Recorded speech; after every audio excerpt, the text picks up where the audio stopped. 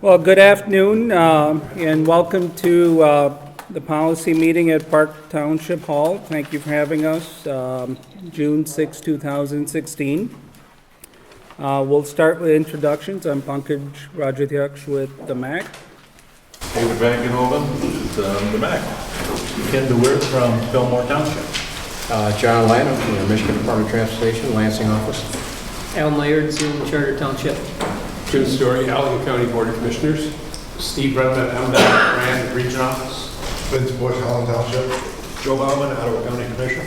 Russ Islam with the MACC Authority Board. Terry Hunsberger, Park Township. Tom Bird, Ottawa Road Commission. John Conaxel, Allegan County Road Commission. Nancy DeBoer, City of Holland. Blaine Coates, the MAC. Steve Boltes, Executive Director of the MACC. Lisa Buckwater with the MACC. Aaron Spicer with the MACC. Kelly Howard with the MACC. And on this side, we have... Carolyn Ulster with the MACC. And Lexa with MDOT and Muskegon. Okay, welcome. So first agenda would be review and approval of minutes from our April 25th meeting. Did anyone have any changes, or do we have a motion to pass or to approve? Move to approve. Okay, moved by Ken Kevin, supported Kevin. by Al. and supported by Al. Okay, thank you. All right, at this time, You gotta call for the vote. oh, yeah. It's been moved and supported, but yeah. Okay, all in favor? There we are. Aye. Any opposed? All right. Public comments, any comments from any members of the public? Nope. Okay. And Steve will start us out with the 2017 budget, and after that, we'll have a motion to approve it as presented. All right, so I wanted to make sure last month I gave you kind of an overview of what I saw as the the main factors influencing the FY 2017 budget. And I had said at that time I would try to get it out to you in advance of the agenda packet so you'd have a little extra time to review that. So hopefully you all received an email from me around the 20th of May that had the budget itself. I also did include it again in the agenda packet. Do we have a clicker for the? Carolyn has the clicker. All righty. So as the cover memo indicates, we're looking at a budget that is balanced, not by a lot, but it is balanced, with revenues being estimated at $790,480, expenses at $789,146. So anytime I'm putting together a budget, the goals I try to achieve are those listed up here on the screen, that we certainly maintain sufficient resource levels to deliver the services that the MACC is going to be providing with excellence. And I mentioned that last time we were together. I try to do that without accessing our fund balance or retained earnings. I also try to do that without the need to increase dues. So for many years, I was able to achieve all of those. I only hit 2 out of 3 this time as well, if you had a chance to take a look at it. We did have to look at dues increases for some of the members. So when we take a look at the governmental revenues, and I'm just going to be referencing some of the line items of the budget as they are presented to you there. In terms of consolidated planning grant, for those of you who've been on the board a little bit longer, it used to be the PL 112 planning funds and the Section 5303 funds. Those are funds that come from the Federal Highway and the Federal Transit Administration, respectively. They've now been consolidated. We did see, as I mentioned last month, a small increase, smaller than we typically get with a new surface transportation bill, but we saw a couple percent bump in that. But you'll notice there's a much larger increase proposed in the budget, an additional $25,000 in the planning grant. That's not as a result of an increase because of the FAST Act. That's a result of a request that's going to be made to MDOT to dip into some of our PL 112 balance. So over the years, like the last 20, we've accumulated bits and pieces of PL 112. And right now, MDOT says we have a balance a little bit more than that, about 30,000 that we've accumulated. So when the City of Holland talked to us about doing the downtown traffic circulation study, we moved forward with this budget of allocating or making a request for 25,000 in that PL 112 balance to be utilized for that project. So that's why line 1 has that significant increase. Now, if you had a chance to look through the rest of the agenda packet, you're going to see we're going to be talking about the traffic study, but looking at a much larger amount of STP fund that's become available recently. But this was already all put together, so I think it's best to just move ahead. It's not a done deal that we're going to get that other funding. If we don't, then at least we have this in the budget. If we do get that other funding, then we'll have to come back and talk a little bit about what we want to do with this. But it's in there for right now. Saw a nice increase in CMACC funding. CMACC is Congestion Mitigation Air Quality Funding, an additional 31,500 coming in there to help out with activities related to that program. And then certainly the asset management funds are there as well. As you look at lines, 5, 6, 7, and 8 there, those are watershed-related projects and grants. Unfortunately, most of them are ending. But we did pick up one new one, and that's line number 8. And Kylie will share the good news regarding that, but it's reflected in here as well. We were awarded the GLRI grant. She did point out to me, though, that in the comment section there, I say this is the first year of that grant, and indeed, this reflects the second year funding from that grant. We've already dipped into that a little bit to help cover some of our costs in the current fiscal year. So that's really going to be the second year. Just wanted to note that as well. Just mentioned a moment ago that some of the dues had to be increases, and those are reflected under the jurisdictional dues section of the budget. You'll note there in line 15, we're asking for an additional $1,568 from MACC.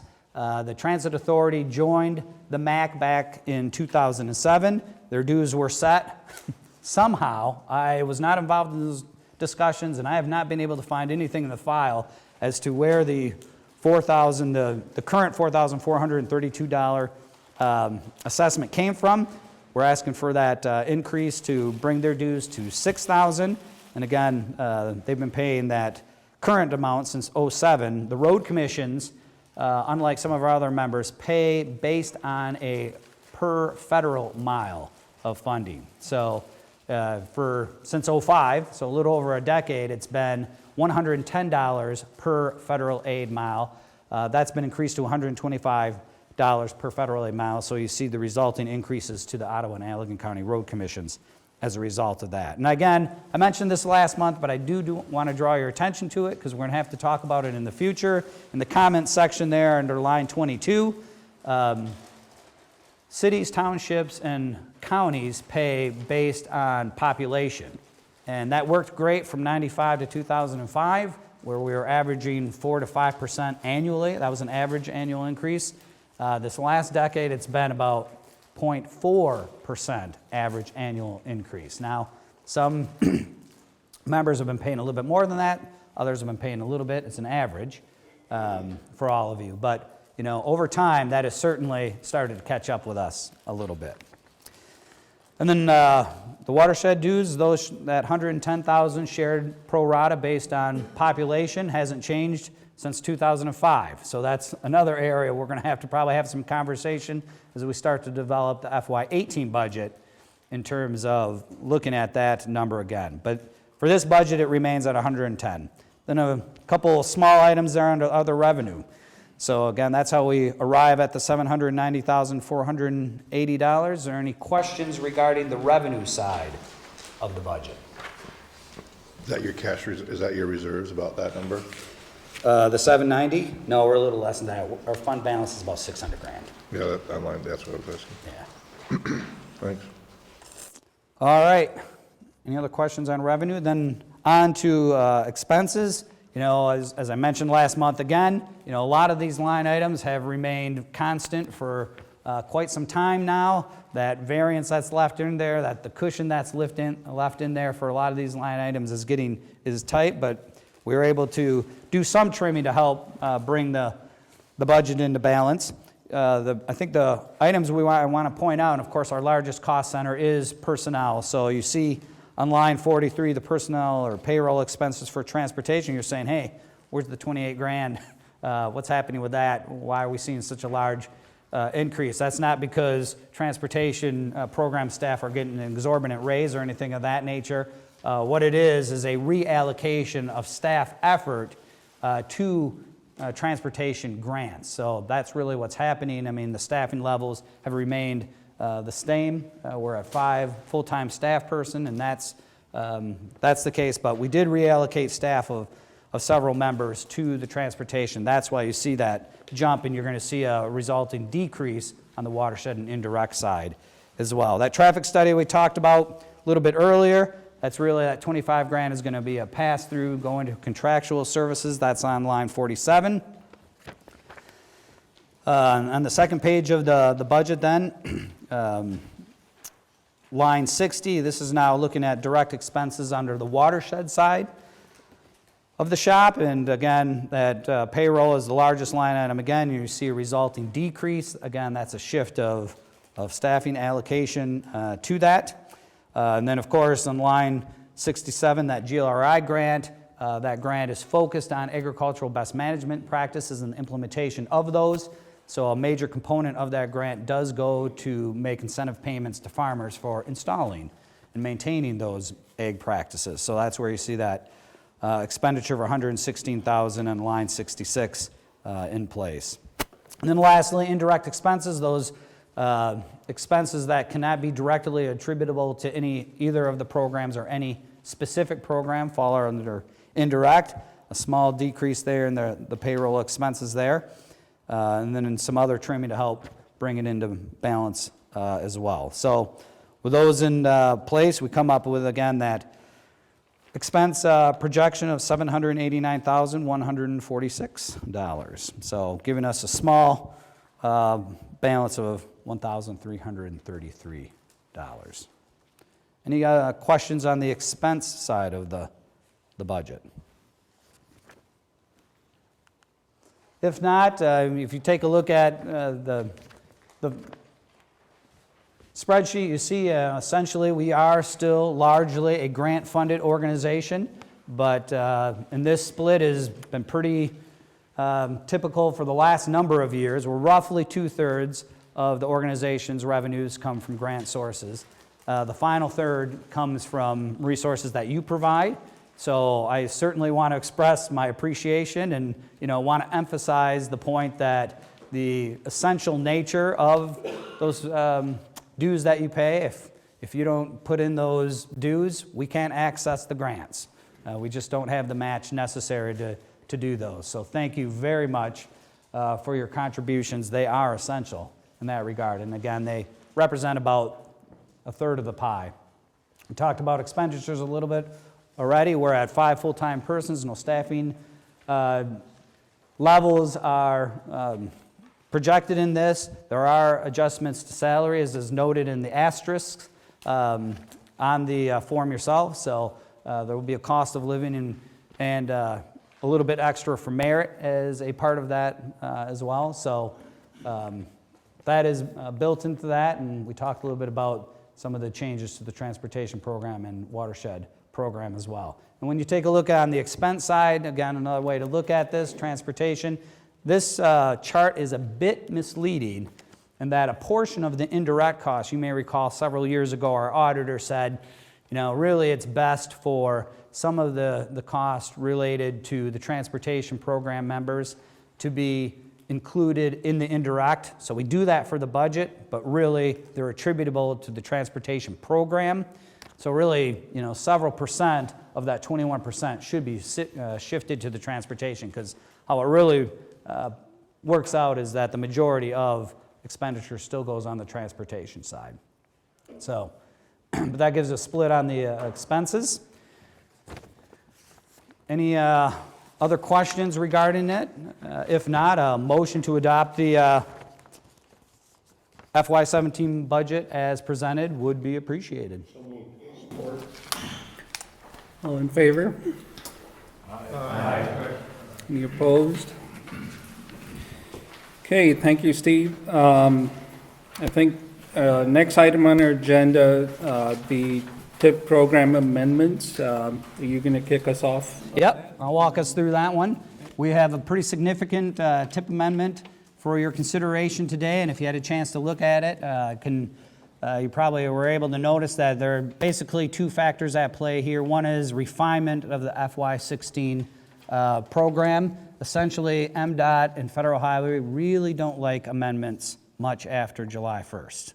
So you try your best to get it all squared away so stuff isn't coming in at the end of the fiscal year for them. And then secondly, this is one of those years where there needs to be an alignment or congruency created between the last year of the current TIP, so we have a 14 to 17 TIP, and the first year of our new TIP, which is 17 to 20. So the 17 program years have to be exact. So when the 17 year of the current TIP was put together, that was like 3 years ago. So people did their best at that time to project what the needs were going to be. But now, when we developed the new TIP, and of course it's the first year, those costs and programs were put together 6 months ago. So they're much more refined. We have a better sense as to what's happening. So that's what's going on here. So just very quickly, if you have the memo regarding this agenda item in front of you, there are a number of amendments on the first page there to the 16 program. Most of those are related to some changes that MACC is doing to their 16 program now that they've got their apportionments from the Federal Transit Administration. I do want to point out, however, the last item entitled Data Collection Program. I'm glad I was sitting down when Brett Laughlin informed me from the Ottawa County Road Commission that he had significant savings, bid savings, on a federal aid job here in the MACC area. It's Port Sheldon up in Olive Township from 120th to US 31. It came in, I believe, like 30 to 40% under engineer's estimate. So that resulted in, and there are a number of factors. To me, I'm speculating, but I'm guessing what happened is a contractor thought they were going to get another job and didn't, and they wanted to make sure they got that one. So that's how that often goes in a bidding situation like that. So considerable cost savings on that job, which freed up $110,000 in federal aid. So those of you who know me know I don't like to leave any money on the table. So we're working as quickly as possible to reallocate that to other projects. Now it's a little tricky because, I mean, 110 was enough to do a new project, but we don't have enough time in the fiscal year. I mean, the local, what's called obligational authority, or the local's ability to spend that money is going very quickly. There's only about 20% of the pot left statewide. So we sat down, we talked about it with the technical committee, and the decision was made. We had one job that had not been let. It was in the June 3rd letting, and that was the City of Zeeland's pathway project on Fairview. So we went back, talked with them. That project could use another $45,000.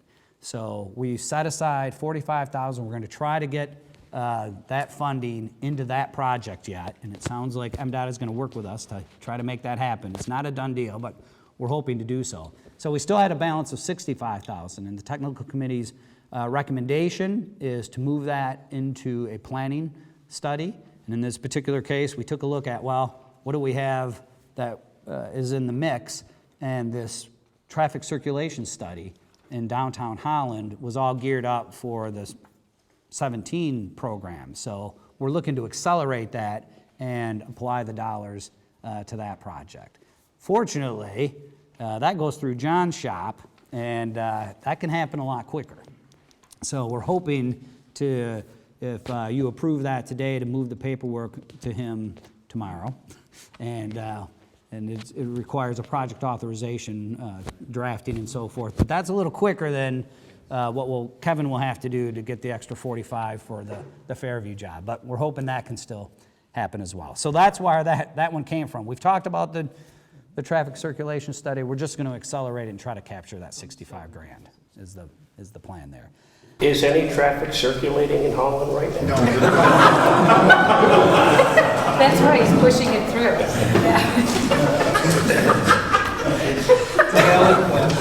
drive it in. That does pose a bit of a challenge for this effort because we can't collect any data.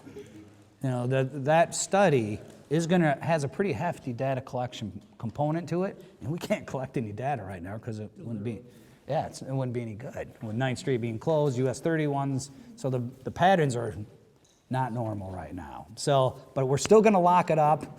We're, we would have a consultant help us with that. We can go through the RFP process and do all that, and then, do our data collection later.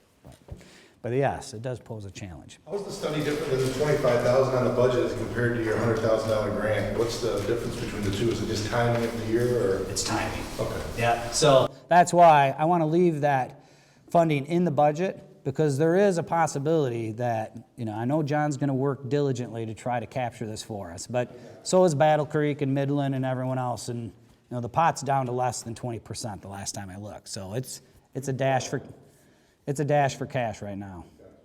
So, and then, speaking of a dash for cash, I was notified on Friday that MDOT has awarded $624,000 in Section 5310 funds to MACC for bus replacement.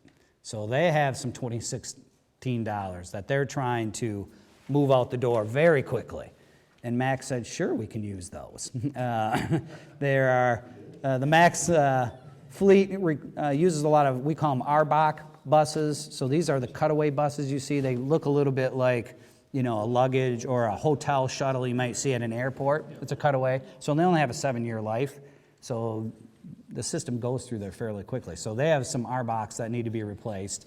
And so if you want to update your score sheet, we're adding an amendment for bus replacements for MACC in the amount of $624,000 in Section 5310 funds, a total amount of $780,000.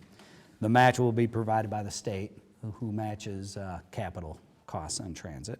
So 624 on the federal side, 780 total. So you should add that to the first page for 16 amendments.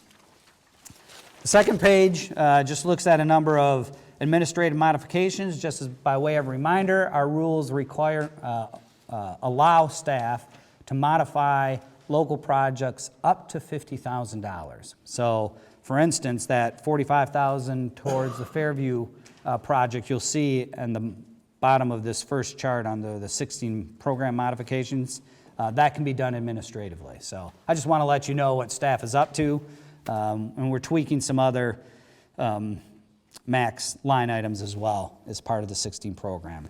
And then the 17 amendments, as the memo indicates, and I mentioned previously, we're just trying to align the 17 programs of the 2 years. So the Ottawa County Road Commission receives some non-MPO CMAQ funding, so there's a small part of Ottawa County that's not part of an MPO, so the Road Commission gets $52,000, so they're spending that on some vehicle replacement, purchasing some lower emission vehicles, so that needs to be in someone's tip and it's coming into ours. And then a few other things that we're cleaning up in the 17 program as well. Either adding a new general program account, which is how MDOT is doing business these days, or in some cases, again with MACC, tweaking the program a bit above that 50,000 threshold. So that's where we get the 17 changes. Those are already incorporated into the new tip. Now they'll be incorporated into the current tip. And then in the last part of that memo there, it looks at the administrative modifications for 17 as well. And it's usually just either adding or modifying general program accounts or the MACC program again. Although here in Park Township, there was a increase on the local side of a non-motorized pathway project on 160th that will be taken care of as well. So, I didn't count them all, but it's in the dozens of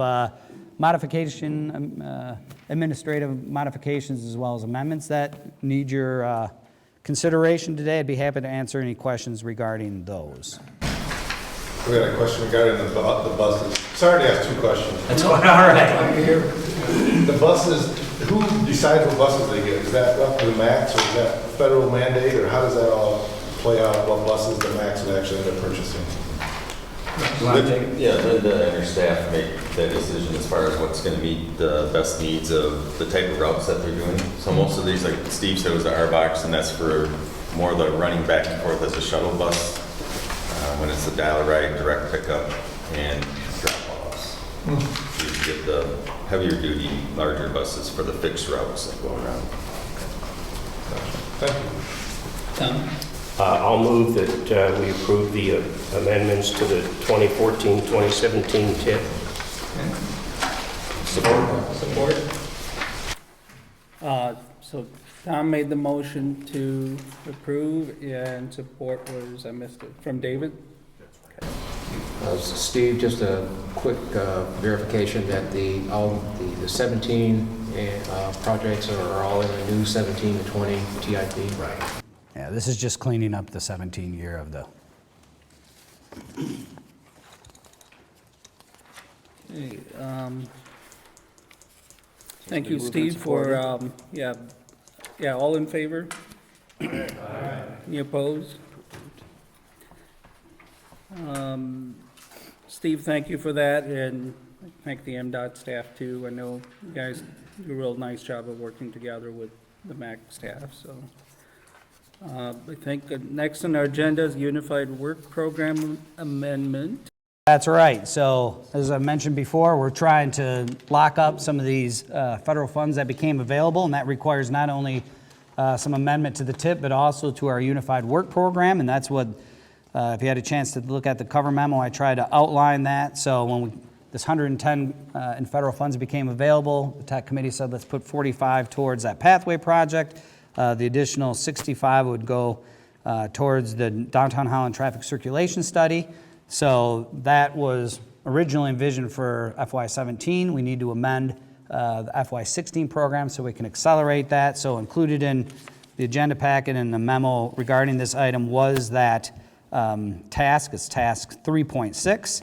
And you'll notice that we are now estimating there was a scope for that project already developed by the Holland City engineers, so we took a look at that. We estimate that it's going to be an effort of around 100,000, so that's what's reflected in the task there.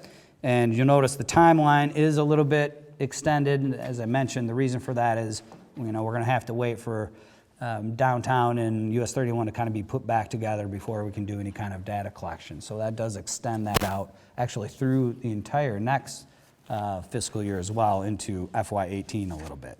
It's a pretty robust scope that we're looking at doing if you had a chance to take a look at that task. So that's part of it. And then secondly, you should have received an email from Elisa at the latter part of last week. And as we she had reported previously that we're going after some funds that have been made available by MDOT for transit planning purposes. And we're looking at doing a transit accessibility and connectivity study as part of that. And we were hoping that the department was hoping to make the award by now. They have not. And when we started thinking this through and thought, okay, well, what happens if tomorrow they make the awards and we're not getting together again until July 25? That would be a problem. So we decided that we want to be preemptive and seek your approval of that effort and expenditure today. So that's what the second task is all about, is to amend the 16 work program to allow that task to be moved into 16 should funds be awarded. So, and the amount of federal funds we're seeking under the transit study is $37,800. So we're looking at 2 amendments to the 16 program, trying to capture some dollars that are out there.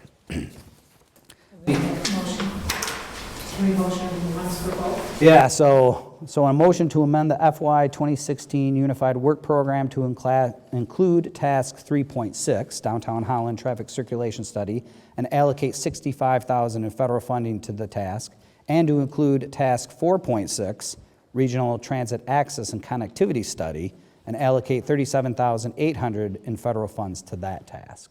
I'm sure that's what we're doing. Yes. You took the words right out of my mouth, Steve. Thank you. Motion made by Nancy. Any second? Thank you. Oh, question? Yes, thank you. On the memo, it said 47,250. Is that a different memo? Actually, so that's the total cost. So the federal funding, that 37.8, should be 80% of the 47,250. So the balance is the match? Right, the balance is the match, which we're hoping MDOT's going to pick up. So I have another question, if I may. Oh, yeah. Memo talks about making coordination, as it should, with MACC. But is there any coordination going to be done with the Allegan County Transportation? Allegan County? Yeah. We've done that, yes. In terms of the long-range transportation plan, we look at all of the transit partners. So since we're looking at long-term, yeah, I think that fits perfectly. Yeah, we do have interagency. Yeah.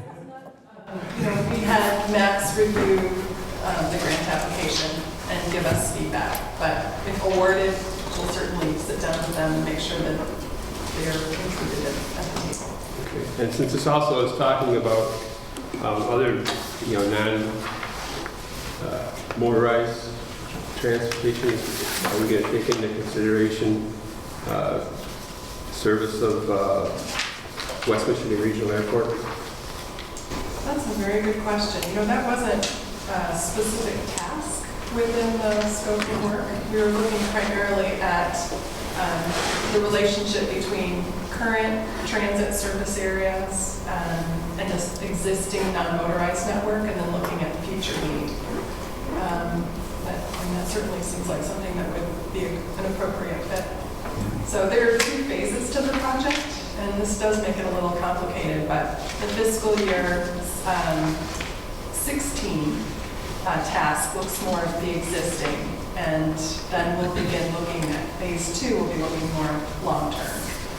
So we can start talking about the access to the airport right away, but data collection will begin in 16 on the existing system. So can you add the airport into the data collection period or not? Phase 2. Phase 2, which is what time frame? We're actually, September is when we're going to start. So that's phase 2? That's when phase 2 is going to start. Hopefully that's, according to, depending on the funds that we receive. Thank you. So I did have a question then for you, because the airport is currently in the MACC service area because it's part, the city of Holland. So what you're asking about specifically is, will there be any analysis of particular service, a new service or a different service provision to the airport areas? Was that what you're saying? Yeah, okay. I think it would have some benefit with the township businesses, the Highland Township businesses. There might be a direct correlation from being able to max them out for business from the airport. Because it's going on right now as a commercial business. There's opportunities that would seem like a natural fit. But just a thought. Okay, any more questions or discussion on those 2 items? Okay, so Nancy again made the motion to approve. Can I get a second? Support. Ken? All in favor? Aye. Any opposed? Okay, motion passes.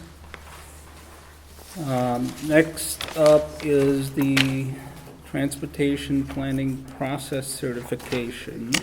And that's right. Included in your agenda packet is a memo regarding this, as well as a document.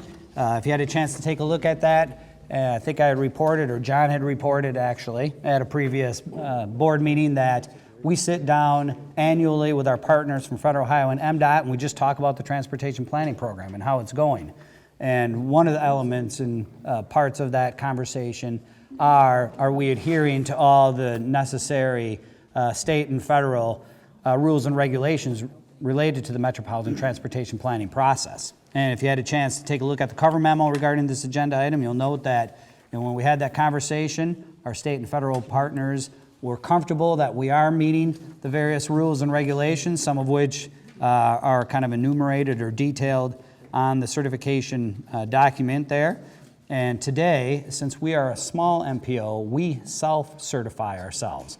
large urban areas go through a formal certification process where a federal highway and FTA folks come to town, they sit down and talk about it. Small MPOs do a self-certification, so the department, MDOT and Federal Highway have weighed in. Now it's your opportunity to concur with their determination or opinion that we're following, the MACC is following these items as well. And if you had a chance to take a look at them, it covers, of course, the metropolitan transportation planning process itself and the development of a long-range plan and a TIP and those types of things. And then there are other federal laws and as well as rules and regulations related to non-discrimination, items 2 and 3 listed there.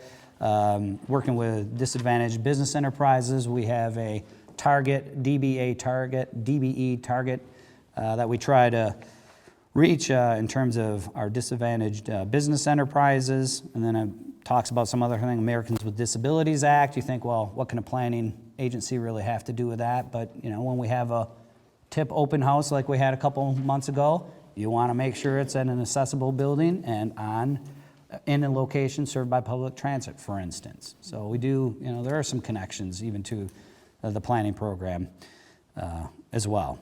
So, and then certainly some of those other prohibitions on discrimination against gender or older Americans and so forth is enumerated there in items 7 and 8. So if you concur with the Federal Highway and MDOT's opinion that we are following what we should be following in terms of our transportation planning program, a motion to approve the certification document as presented would be appreciated. So it was moved by Jerry. Moved by Jerry, second by John. All in favor? Aye. Any opposed? Okay, motion passes.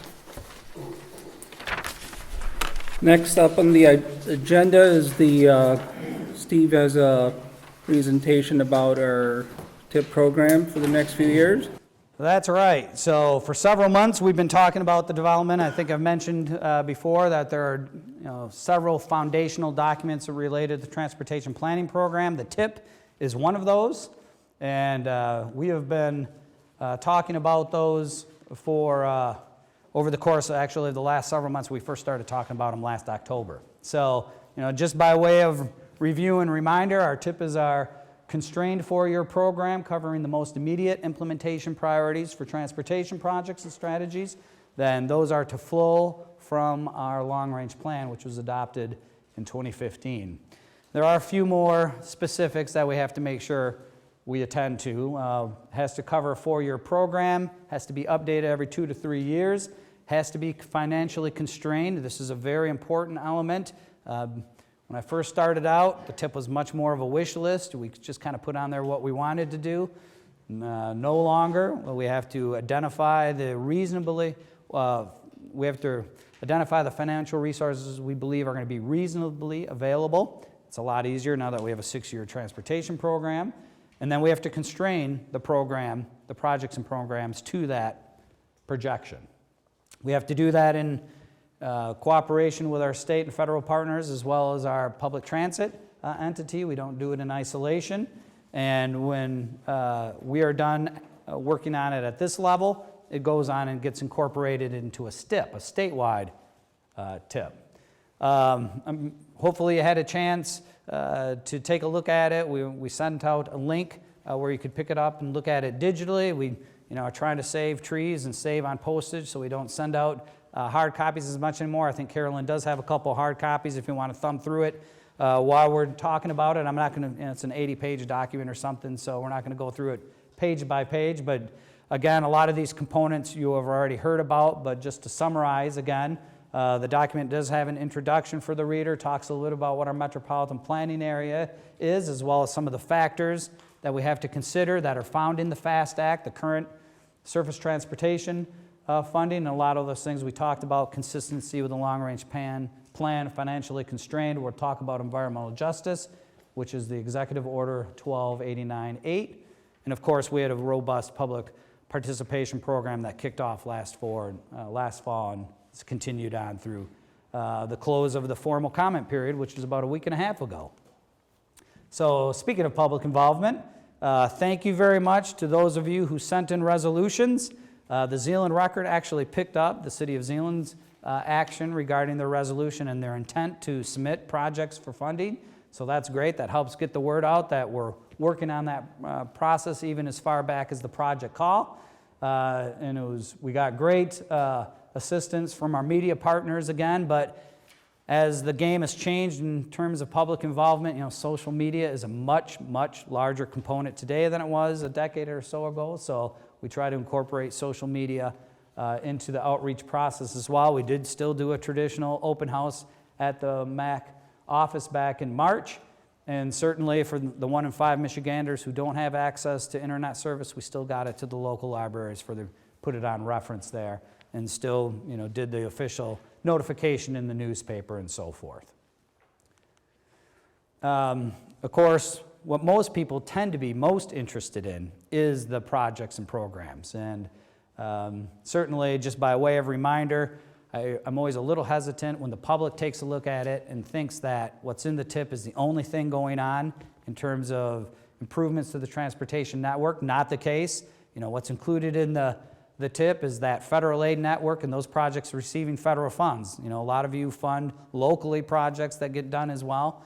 So we need to remind the reader that when you're looking at a TIP, you're looking at the federal aid side of things. And when you take a look at costs in those projects, we're talking about construction costs, not your engineering costs, not your right-of-way costs, and so forth. It doesn't, of course, it tries to be as comprehensive as possible, so we're looking at not only projects that receive dollars allocated around this table, but other statewide competitive grant programs, safety, transportation, alternative programs, and so forth. When those are awarded, those get amended into the TIP. So we always need to keep in mind that what you see here in the $48.6 million, I think that's included in this TIP, isn't going to be the final amount. There will be additions to the program as we go along.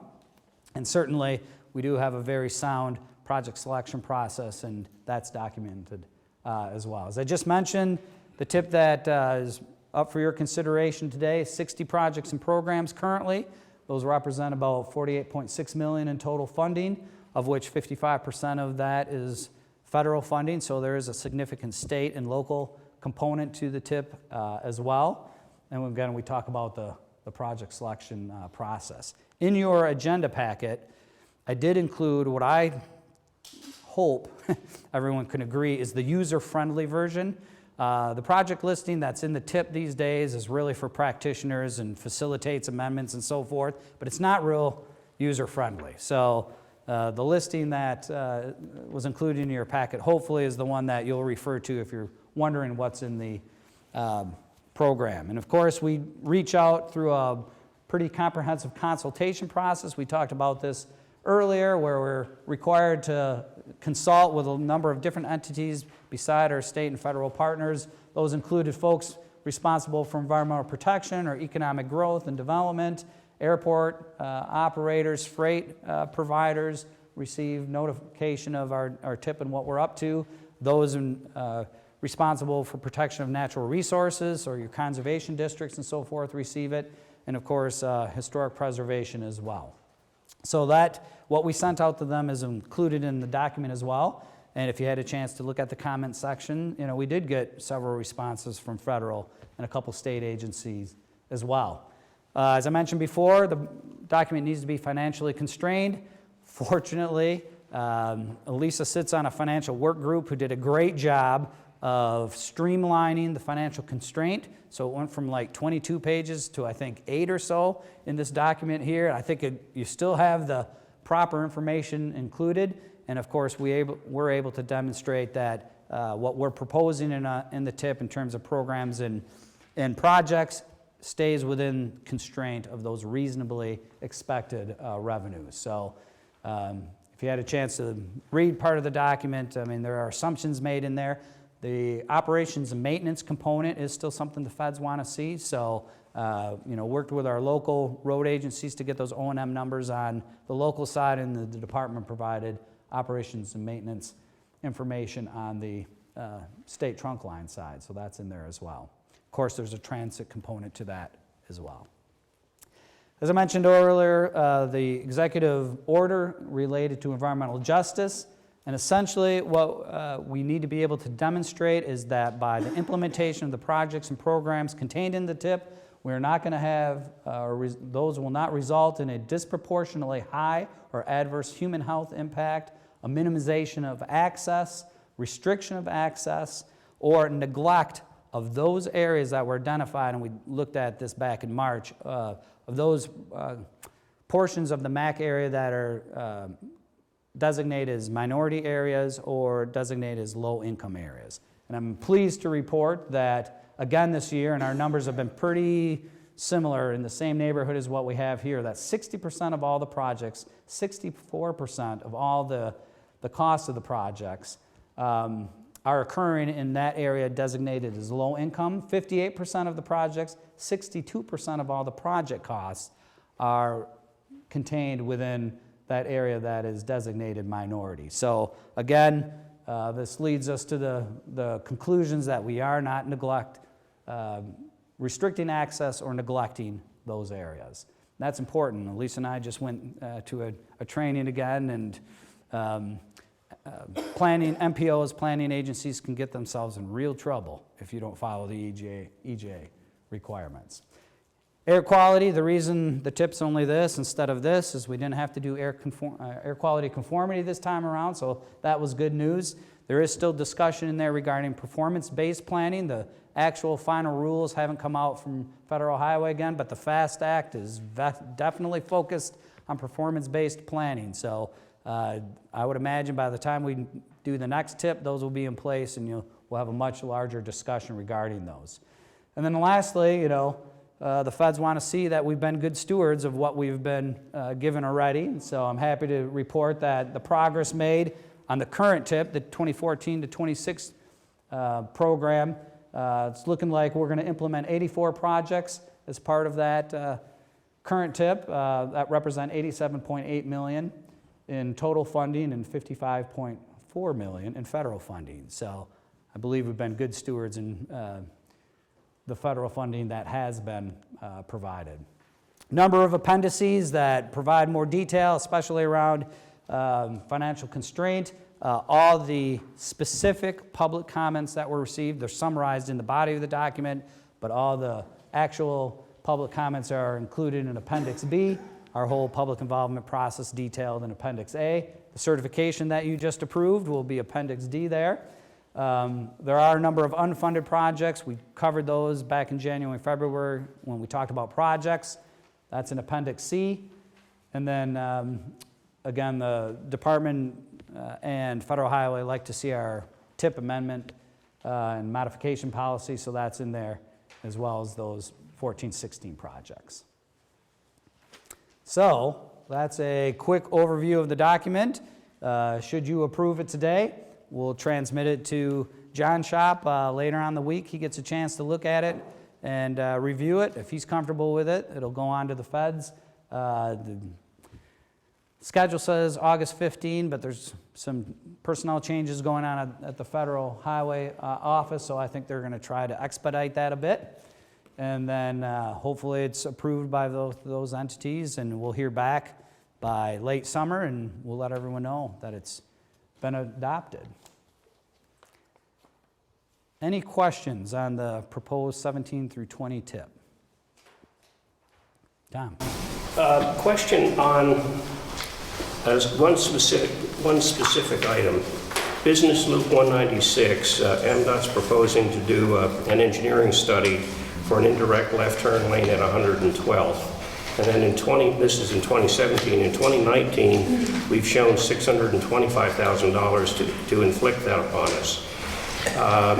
My question is, that particular intersection is very congested.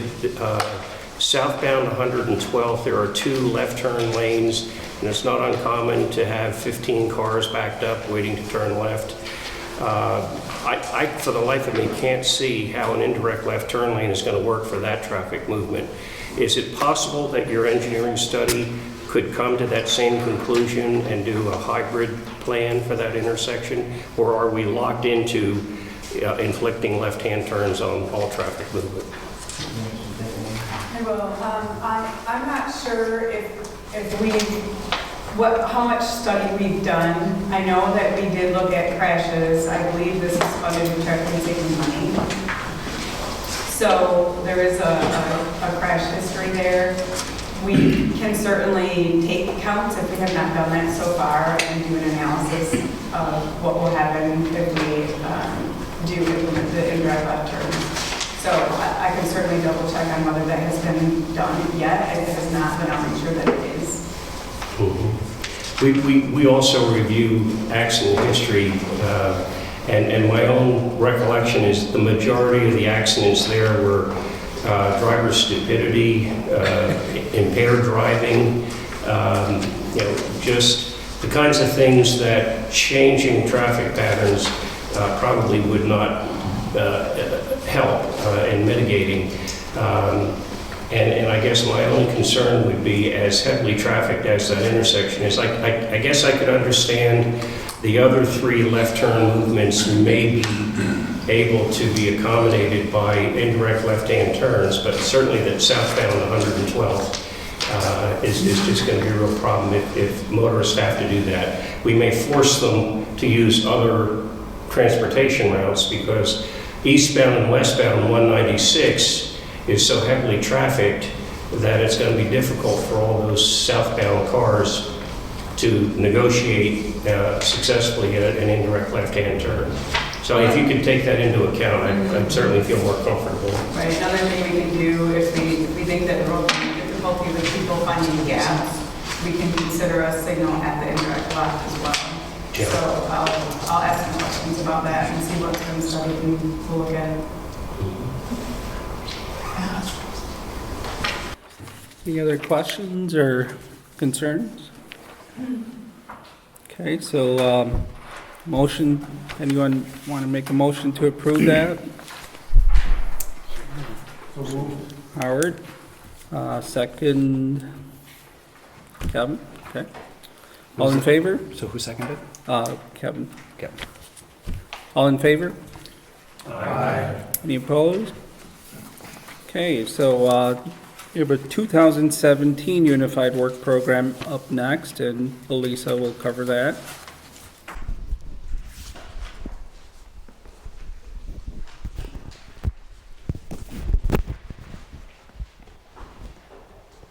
Okay. Good afternoon, everyone. I just wanted to summarize our discussion earlier. We talked a bit about the amendment to the fiscal year 16 Unified Work Program, and the decision was made, if awarded the funds that we were seeking for the transit study, that the Regional Transit Access and Connectivity Study would include 2 additional items, and I wanted to just review those. One, we talked about access to the airport, and that would be under the Phase 2 portion of that study. And the other piece of it was including Allegan County Transit in that discussion. So as we talk about the fiscal year 17 Unified Work Program, I just wanted to make sure you're aware that we'll make sure those tasks are included. Okay, so what was sent out to you in the packet was a copy of the UWP document and a memorandum. And basically, we just went through and wanted to make sure you understood what some of the federal requirements are that we were addressing through the tasks. We had a description of all the tasks themselves. And one thing that we emailed to you this last week was a schedule timeline. So basically wanted to just make sure that you all have this colorful chart right here, which identifies meetings, milestones, and ongoing tasks. And then another thing that we felt was really important to add was on the back side, identifying specific tasks that address those federal requirements. So a perfect example, these are emphasis areas.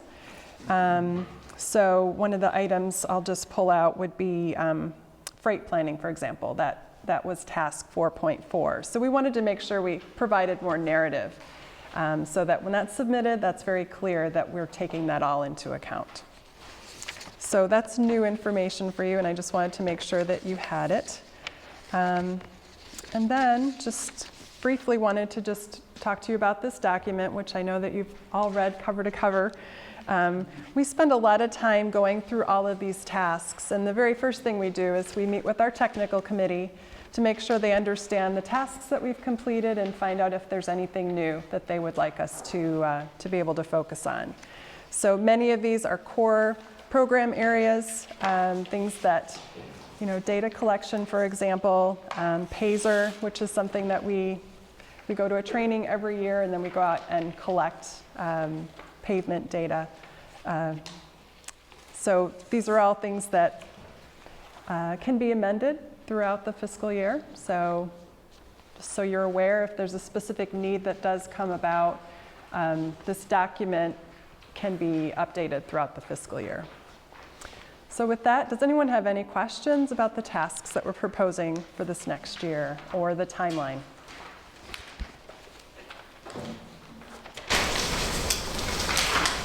I appreciate you being so quick to react to, Commissioner Story's ideas of the calendar. Yeah, well, we've got the scope of work, we're ready to roll. And that's why we are very enthusiastic. We really hope to get the funding, so we want to be ready to start as quickly as possible. Thank you. Thank you. There's no further discussion.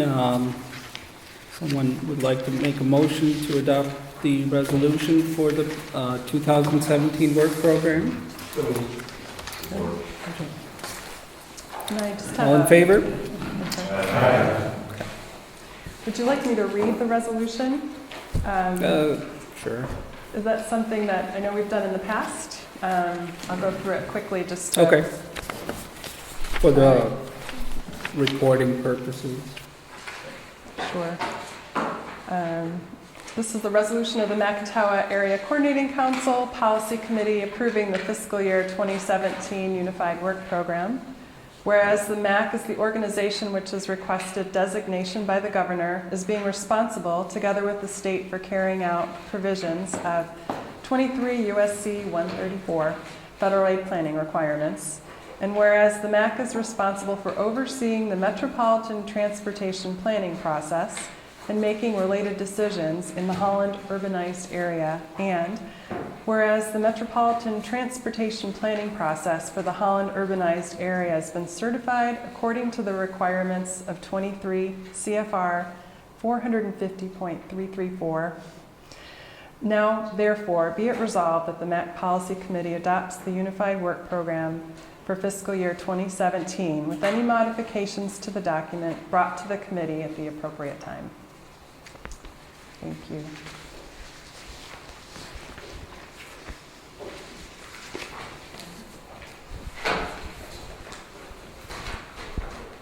Moving on, we have the... Do we actually approve it? What's that? It was moved and supported, but do we act on it? Yeah. Yeah, we did. Yep. Sorry. So you're back up again with the Green Commute Week recap. So just wanted to give you a quick recap of Green Commute Week, which was the 15th through the 21st of May. As you know, this is a program, we were in our 9th year of leading this effort. And I just wanted to give you some of the highlights, just so that you're aware of where this program, how far along this program has come. First of all, we're charging stations. What you see before you is a list of all of the local businesses in the Holland and Zeeland area that have been supporting Green Commute Week and offer discounts, or JP's is on that list and they offer free coffee for anyone who's committed 2 days out of the week to share a ride, use the MACC, walk, or bike.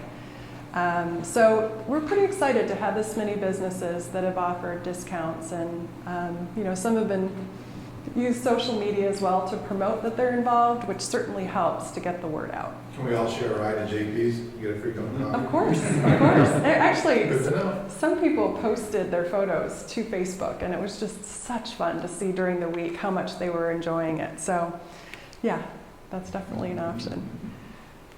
So, school challenge is something that grew this year. And you can see there, I believe there are 10 schools that participated. So we had Holland Early College. They participated last year, and they just, I mean, they were very motivated. You know, it's a high school, and they had more than 50% of their students participated. It was all student-led, which is pretty exciting. The others are elementary schools, and I want to mention that Lakewood Elementary had they were just shy of 90% of their kids that either walked or biked or carpooled, and I don't believe they took the bus, well, the school bus, but not MACC at that point. So, yeah, so exciting. And again, this is something, what you see the photo there is a bike train that was organized by some parents. So the adult would lead, and the kids would be picked up along the way, and then you'd have a few adults riding interspersed, and then one bringing up the rear. So great way for parents to feel comfortable having their kids bike to school. Ideas like this are catching on, and it just shows people that it's something that's very doable. And these are some of the prizes. And I want you to pay attention to this. This is actually, it's a small light, it's a clip-on light that's an LED, very bright. And I'm gonna have a great slide at the end. We have a super great thank you to Herman Miller Cares. They actually stepped in and helped us to fund these. So this was something that we were really delighted. So we had enough for all of the elementary schools. So that was pretty major. And then to the right, you see a trophy that was awarded to Lakewood Elementary. They basically won the school challenge on that Wednesday, the 18th of May. So they're very proud of it. And I have to say that the elementary school that won last year was very sad to lose that. So they're all motivated for next year to keep that going. So. And the adults got on the fun as well. This is a team from Holland Hospital that just had a great time, and they posted this to Facebook. We had 41 employers that promoted it, which was exciting to see. And then we had, not all of those were actual teams that recorded every one of their miles, and they have to meet specific requirements. But the fact that we had that many promoting it was really great to see. And the winners are listed there. Cross Country Cycle was in the mini category. Collective Idea was a new employer, small employer that just did outstanding. Herrick District Library, they've won that category in the past. They definitely promote green commute. And lastly, Thermotron, which is our large employer. What's common with all of these we've noticed is just that enthusiasm, encouraging one another. And so it's really fun to see that too. And then the community leaders celebrated with a bike ride and breakfast on May 21st. So we met at Windmill Island and had a nice ride through the Holland area, and then were able to give awards during the breakfast. So each of the employers were noted. And this on the right, you see Morgan Johnston was the winner of the video contest, which we have every year. So she did a great job. So it's always fun to see the entries come in, but just very professional work. And that, of course, helps to promote the program. So always exciting to see what's coming up. Is the video award like a commercial? Or? It is. It's less than 2 minutes, and it's just a commercial advertising why participate during the week. So yeah, so we've seen some pretty interesting commercials. Well, yeah. And then I wanted to just make sure you're aware of the commute challenge miles that were recorded. And this was on our website. We had a simple form that could be filled out. We took all of the miles, the 8,711 miles, and then we totaled that up, and now we're looking in the process of calculating what the air quality impacts are of that mile reduction. So it's something that we're able to take as a great demonstration to show of these nearly 9,000 miles reduced, these are the clear air quality benefits. So I want you to see how this fits into the Clean Air Action Program, and it's a great demonstration of impact that our community is having. So, and we hope to see that number grow as more and more people do record their miles. This slide is important, and the reason we included it was so that you can see the number of partners that help us with Green Commute Week. Carolyn Elstead and I do a lot of the planning behind the scenes, but there are a lot of organizations that help us. You can see there are 10 of us that meet monthly, and we actually started in October of last year. So to look at different ways we can work together, get the word out, encourage employers, reach out to the schools, as well as those businesses that offer discounts. So, and then again, I wanted to just say thank you and make sure you're aware how much we appreciate Herman Miller Cares stepping up and making a contribution that enabled us to buy those LED lights, and Spartan Ash, which helped finance the breakfast. So we're very grateful to both of them. So yeah, so does anyone have any questions? Right, thank you. It was a great event. Thank you so much. Next up on our agenda is MDOT. John? Just a couple quick on. I guess I'd like to thank Steve and staff and you all's technical staff as well in putting together the TIP and the work program. To me, they look like excellent work, and in fact, the TIP selection and scoping process I shared with the Jackson NPO, and they use that in their development of their 17 to 20 TIP. So I commend you for excellent work in that. Let's see. I guess that's about it. We'll review those as expeditiously as possible and get them over to the feds. So especially the Holland circulation study, that one, and the TIP amendment for the connectivity study. So we'll get those going as soon as possible, quick as possible. So those can be appreciate that. So, yeah, no problem. Thank you, John. Yeah, that's it. Okay, next up on the agenda, we have a couple items to be discussed in the watershed project. Kelly will go over those with us. Yes. As Steve mentioned previously, when he reviewed the 2017 budget, we did receive the GLRI grant that we had applied for last fall. So I just wanted to kind of review the details of that. It was under the EPA Great Lakes Restoration Initiative's agricultural watershed management category. So hence our title, Agricultural Water Quality Restoration. The grant funds received were just over $473,000 and just under $200,000 of match, the majority of that coming from Project Clarity, and then also some from the MACC in our staffing, some in-kind staffing support to that grant. The grant officially started in April of this year, so we have already started working on this. Aaron has been actually putting in quite a bit of time contacting the farmers that had agreed to do practices in the grant that would start this spring. So he's been negotiating contracts with them, field verifying the practices. So we are well underway with getting this grant rolling. We had hoped to start it a little bit sooner, so let's kind of hurry up and get it started to get these spring practices verified and get our first round of payments made. We've also have put together a tour, a program later this summer that kind of combines a kickoff for this grant, a celebration of ending our previous grant under the Great Lakes Commission that is still going through the end of this fiscal year, and then also some Project Clarity highlights and other programs will be in there. So we have that all set and planned. We'll start advertising that in a few weeks. That is planned, what is it, August 3? August 3.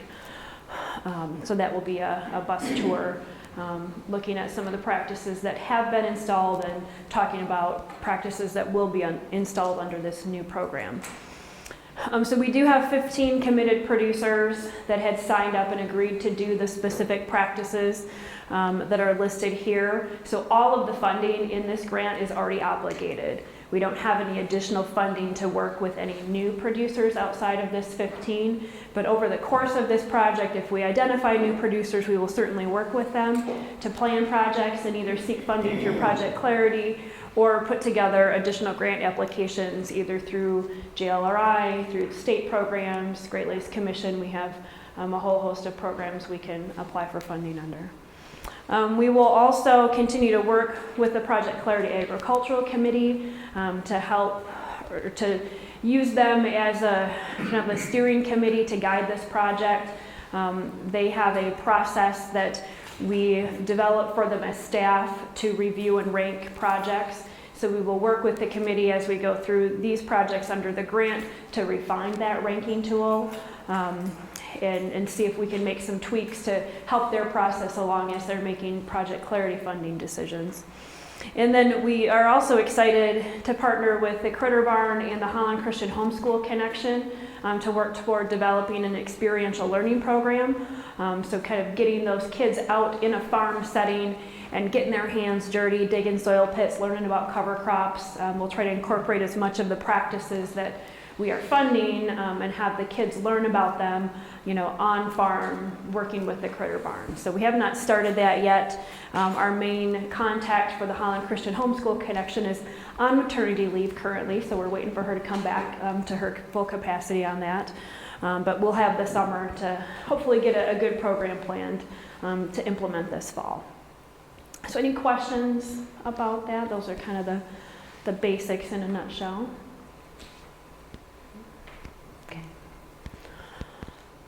And then it has been busy. We're kind of getting into our public education and field time. So I just wanted to review some of the events that we have had, and then I'll, on the next slide, review some upcoming events. So we did participate again in Kinderplots both days as the kickoff for Tulip Time. The weather was fun this year. It was quite chilly and windy on Saturday, so I think that definitely affected attendance. Sunday was a much better day, but we had the live macroinvertebrates out and heard several positive comments from teachers appreciating that we had science there, not just some other game for kids to play or some little thing for them to take home and lose or break. So they appreciate that we had the science there, and from my perspective as a staff person, we put a lot of time into it. That made it worth it, being there and seeing how much they appreciated it. And just the excitement on the kids' faces, that either they're grossed out by bugs or they think they're really cool. Either way, we get a good reaction out of them. And so we've done some other things this month too. We did do a macro sampling event with the Holland Christian Homeschool Connection. It was a small group of all girls this year.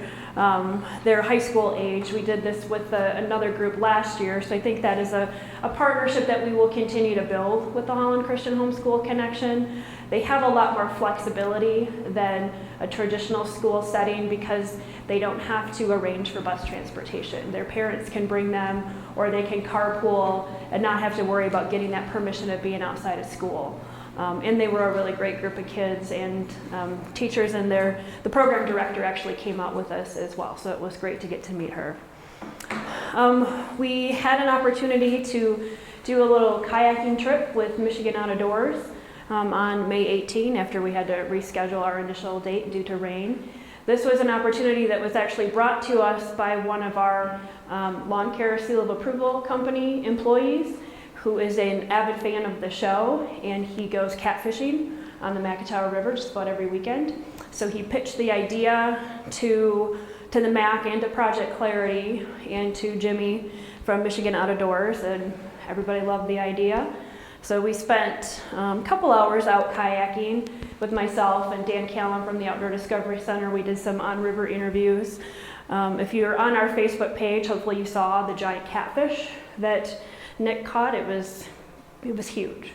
So we didn't have any equipment. I think he measured it, and it was, what did he say, maybe 18 inches, something like that. Didn't have anything to weigh it, but he said it must have been 10, 12 pounds. So, yeah, it just gets bigger and bigger. So that the picture's on our Facebook page if you want to see that. But they were also going to be spending a day with the Stream School program that the Outdoor Discovery Center runs with Hamilton Public Schools, and get some footage of those kids outside doing what they do. So once all that filming is wrapped up, we will find out when the episode will air, and we will certainly let everyone know about that. But we were very excited about that opportunity. When's that air, Kelly? Do you know? We don't know yet. No, we're still waiting. It's been promoted already, apparently. I don't watch Michigan Out of Doors. I probably should start doing that. We like their Facebook page, so I follow them now. But yeah, as soon as I know the air schedule, we will certainly pass that along. We've had a couple work days also. Pawpaw Footbridge, we've had a really strong partnership there with Herman Miller, getting employees out for their volunteer work days.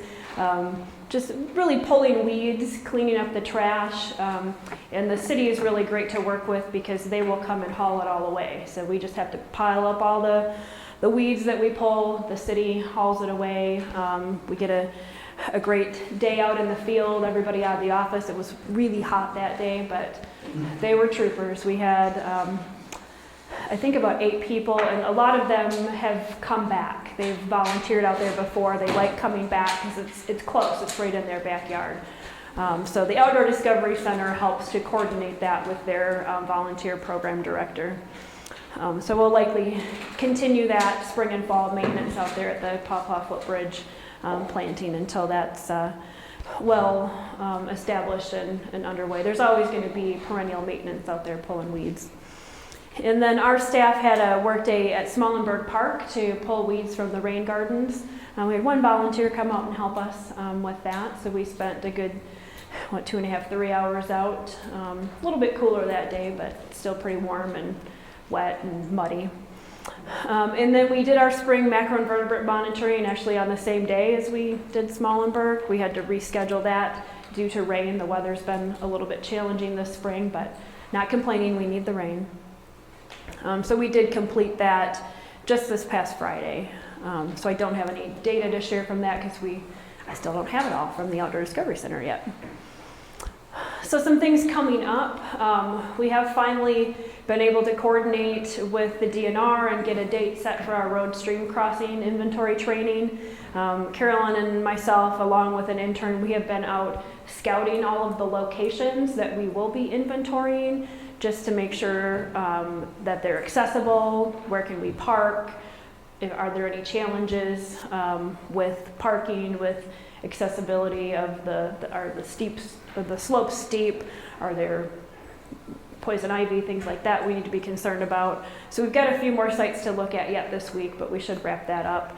But we'll have our training officially in Lansing. We have to go to Lansing. There's been some issues with the person that does the training, his schedule just not being very open to get for him to travel to the various locations in the state that need to have training. So a bunch of us are going to go to him in Lansing to get that training. So then probably, I think we have a day in July, I can't remember what day, that we are going to train our local volunteers here. We've got some representatives from both county road commissions and the Water Resource Office and the Allegan County Drain Office, as well as the Outdoor Discovery Center, and then actually an engineer from Prine and Newhoff that is going to join us.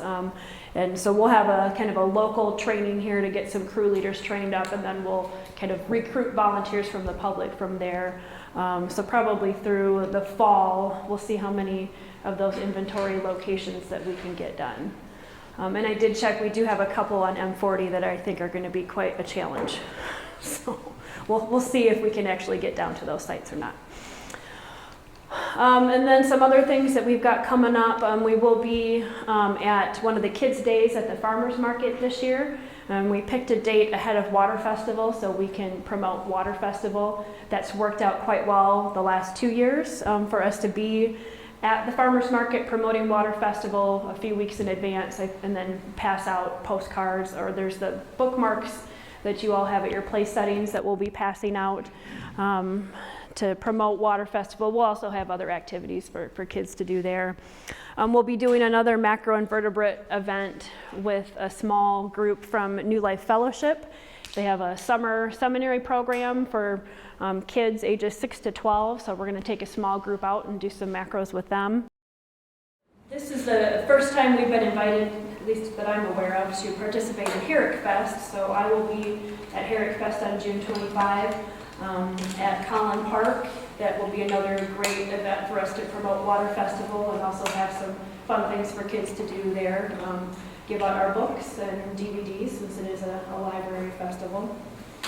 Our next advisory committee meeting is June 30. I haven't set an agenda or sent any information out about that, but I will get that out a few weeks in advance.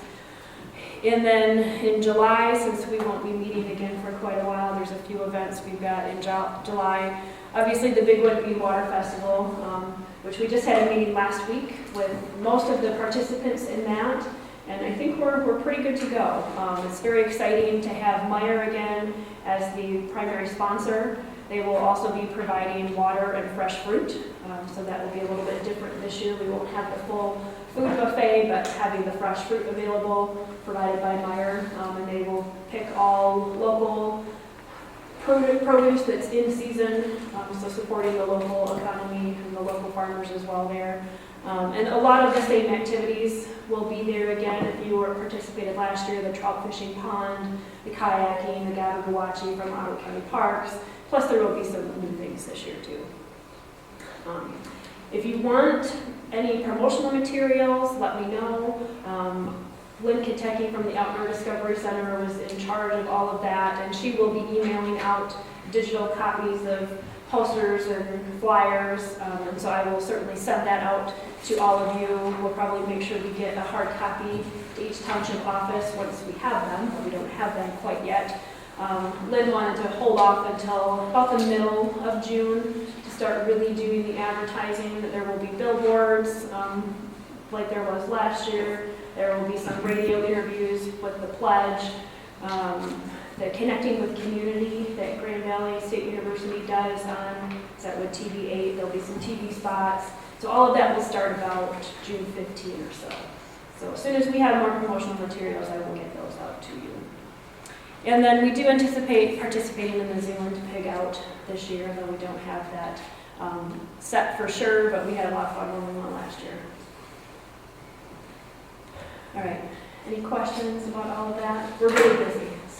It's good. Lots of stuff. Yeah. Well, I just wanted to take a minute to acknowledge all your work, Kelly, and all the other staff that Steve works with at the MACC. I know it's been a busy year, and it looks like it's going to continue to be very busy, so appreciate everything you guys do. Administrative issues, it looks like Steve, talked about the monthly report, or? Yep, financial report through April is included in your agenda packet. Revenues are sitting at 67.8%, expenses at 43.8%. There are a couple items there that we need to clean up, so it's my intent to bring you a budget amendment in the July meeting to take care of that. So if you have to answer any questions you have regarding those. If not, a summary of the last executive committee meeting was included in your agenda packet. I should note who was in attendance at that meeting. We had the full executive committee, so Pumpkin, Hannes, Blade, David, and Terry Dean Heiss, as we discussed last month, joined us as well. So everyone was there. Any questions regarding the report? Okay, and we'll turn it over to Jerry. Thank you for hosting us. We're very glad to host. Quick update on what's going here. I don't know we're quite as busy as the MACC, but we're close. We've got, of course, our election coming up. We've got 4 trustee positions. We've got 8 people that want to fill those. It's interesting, 4 years ago we had 4 people for 4 positions. So we have 1 incumbent running. The supervisor, the treasurer, and the clerk are unopposed, unfortunately. One of the exciting things going on all week at the fairgrounds, and I saw a couple of you there early this morning, including Nancy, is we're hosting the Cushman motorcycle event. It's their national event that they hold once a year. We're hosting it here, and it's huge. I mean, there's over 600 people there with bikes from 38 states at least. The campground, last we knew, had over 190 people, which is a record. The event's going on every day, and if you're like me when you were a kid, and you always wanted one of those scooters, my parents won't let me have them. They're going to let me ride one tomorrow. So get over there if you're interested in that. The big project that we've got going back, really one of the biggest projects, at least in the 8 years I've been on board, is the Ottawa Beach Corridor project down from 168 going to Lake Michigan. We're going to spend approximately $1 million, probably a little over, of taxpayer money, which is a big deal for us. You know, we all have different levels of funding and availability of fund balance. That's one that we've been accumulating for a long time. Should recognize, first, what are we doing? We're adding a bike lane on the south side of Ottawa Beach Road from the pump house up to 168. We're substantially improving the walkability, but also for bicyclists, making sure that we can improve the safety, whether it be cars, people on bikes, or whether you're walking, pushing a stroller, or whatever. We've had some significant assistance from Ottawa County Road Commission, particularly this guy right here, who's good to have as a friend. And I think we all know that, but I'd like to say that. We've never done a project like this, and 98% of our project is on road right-of-way. So it takes a lot of communications and adjustments and compliance with road commission issues. So we very much appreciate that. Another partner that we had was the MACC. There you go. She moved. Lisa's been part of our committee that goes way back. We've had the Ottawa County Sheriff, we've had the bike clubs, we've had the MACC, we've had all the businesses, all the condos down there. Everybody's been involved in this, and when it's done, it's going to be phenomenal. Also, Ottawa County Recreation, John Schultz and his staff, were kind of piggybacking on some of the great things they did. Unfortunately, we're way behind schedule, and some people's temperament's hotter than what the weather's been recently, and we're hoping to get caught up here in the next week or two, well before the 4th.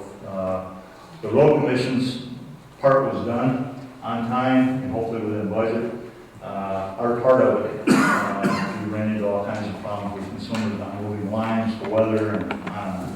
But it's a very exciting project, and when it's done, I think it's going to be well received for the 2 million visitors we have at Holland State Park, and certainly those of us that are lucky enough to live here year-round. So it's kind of an update on Park Township. Fantastic. I was looking at a map of Park Township, and I noticed you had a little piece just south of the lake, right? Yes, 10% of Park Township. Where Big Red is, the city of Holland tries to claim it. That's part of Park Township.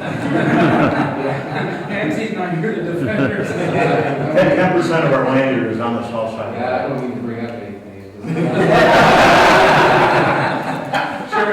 So you have to go over the what, river and then over 16? We got to go through Holland Charter Township to downtown Holland to the city to get up to Park Township. It's kind of an interesting.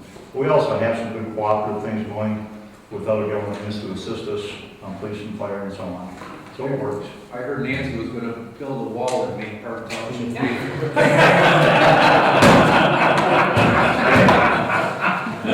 You would have some ideas.